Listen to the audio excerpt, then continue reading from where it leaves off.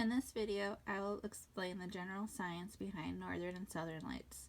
I'm sure you already know that over the northern and southern polar regions, sometimes the night sky will have streaks or bands of bright colors such as green, blues, and purples. But what causes these natural phenomenons? First, it's important to know that the Earth has a magnetic field around it in space that looks like this. Much like a bar magnet, there is a north and south side to the Earth's poles, although it is opposite that of the geographical locations. So the geographical south pole acts like the north side of a magnet, and the geographical north pole acts like the south side of a magnet. As we learned in class, magnetic fields are caused by an electric current, or the flow of charges, usually within a wire. In Earth, the electric current is caused by the movement of charged particles within its core.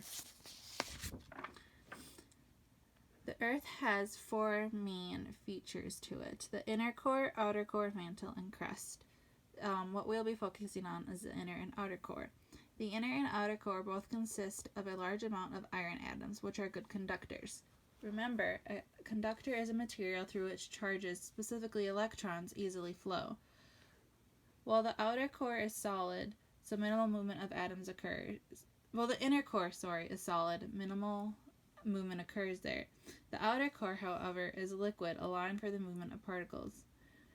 The further down in the outer core you are, there is more pressure, so the particles are hotter. This makes them less dense, so the particles, usually iron atoms with a flow of electrons, will tend to rise. There, at the boundary between the outer core and the mantle, there is less pressure, so the particles are therefore cooler and less dense, and so the iron atoms with the charged electrons will therefore sink back down towards the inner core where they are again heated, and creating this loop. Since the iron atoms moving are charged, this causes an electrical current. However, it is not just this simple. Since the Earth spins, this complicates the story a little bit. What is important to know is that the spin of the Earth causes this cell not to be completely circular. Therefore, because of the spin, the magnetic fields caused by these electric flows can be added up to have one big electric field, which is shown here. Since the Earth spins, you have the purple magnetic fields being produced from the particle flow, or the charged particles flow, which causes the electric current. So this is what is happening with the Earth's magnetic field from the electrical current that is caused by the flow of the iron atoms within the outer core and the Coriolis, which is the spin of the Earth. Then, since we now know why the Earth has a magnetic field, we will focus on the sun and the role it plays. So the sun, a much similar thing is happening. It is due to high pressure at the very center of the sun. Two hydrogen atoms will form helium, which releases a lot of heat. Then, from the heat, this causes convection cells, much like the ones on Earth shown here, which will have charged gases flowing up to the surface and then back down as they cool. Sometimes, though, the charged gas will push up and out of the sun, which is shown here. And on occasions, it will break away. When it is stretched really, really far out, eventually the strain will be too much. And as these stretch, they'll just snap off and release a plasmid or a solar storm such as this. So due to the flow of charged particles will create a current, which then has a magnetic field.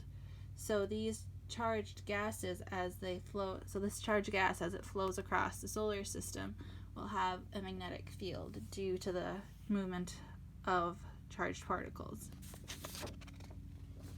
Then, as the plasmid, which is the solar storm, comes across Earth, the magnetic fields will interact. They couple together to create a funnel, deflecting the magnetic field of the gas of the plasmid to the poles of the Earth. So in this photo, since the sun is over here, these magnetic fields, the plasmids and the Earth, will react, coupling together, and it'll send the magnetic field down to the daylight side. This is daylight, this is night. Down to the daylight side of the Earth. And then, as the plasmid continues to move after coupling with the magnetic field of Earth, it continues to move across. So then, as it continues to move, the magnetic fields of the plasmid will loop back up again and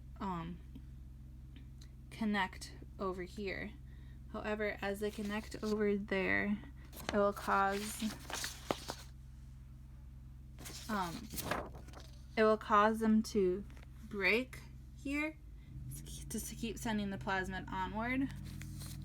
And as that happens, then all of these magnetic fields from the plasmid that is no longer with the plasmid but broken off will then be sent down the magnetic field lines of the Earth to the polar regions on the night side, creating the northern lights.